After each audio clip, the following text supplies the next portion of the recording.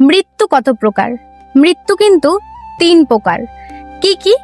1 হচ্ছে স্বাভাবিক মৃত্যু, 2 হচ্ছে আকস্মিক মৃত্যু, আর 3 হচ্ছে অকাল মৃত্যু। স্বাভাবিক মৃত্যু কাকে বলে? দেখবেন যখন জন্ম হয় আমাদের, তারপর যে বুড়ো হয়ে গিয়ে মানুষ বৃদ্ধা হয়ে গিয়ে 80-90 বছর বয়সের পর একটা সময় তার মৃত্যু হয়ে যায়, এটা হচ্ছে স্বাভাবিক মৃত্যু। আকস্মিক মৃত্যু কাকে বলে?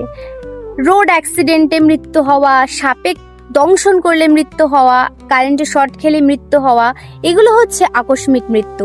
আর অকাল মৃত্যু হচ্ছে যেগুলো সময়ের আগে, ধরুন আপনার আয়ু আছে 80 বছর, কিন্তু এত পাপ বেড়ে গেছে জীবনে যার কারণে 40 বছর বয়সেই মৃত্যু হয়ে যায়, সেটা বিষ খেয়ে বা গলায় দড়ি দিয়েও হতে পারে। আকস্মিক মৃত্যু মানে হঠাৎ মৃত্যু, যেটা পূর্ব জন্মের বহু পাপের কারণে এই আকস্মিক মৃত্যু হয়ে থাকে।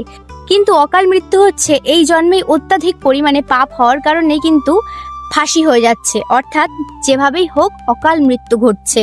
আকস্মিক মৃত্যুর একটা উদাহরণ দিই, যে আকস্মিক মৃত্যুর জন্য ভাগবত রচনা হয়েছিল। হ্যাঁ, পরীক্ষিত মহারাজের মৃত্যু কিন্তু আকস্মিক মৃত্যু ছিল। যখন শৃঙ্গি মুনির অভিশাপ প্রাপ্ত হয়ে তক্ষক নাগে দংশন হলেন পরীক্ষিত মহারাজ, এই মৃত্যুটাকে কিন্তু আকস্মিক মৃত্যু বলা হয়। তো এই 3 প্রকার মৃত্যু সম্বন্ধে আপনারা কি অবগত ছিলেন? অবশ্যই জানাবেন। হরে কৃষ্ণ, হরি।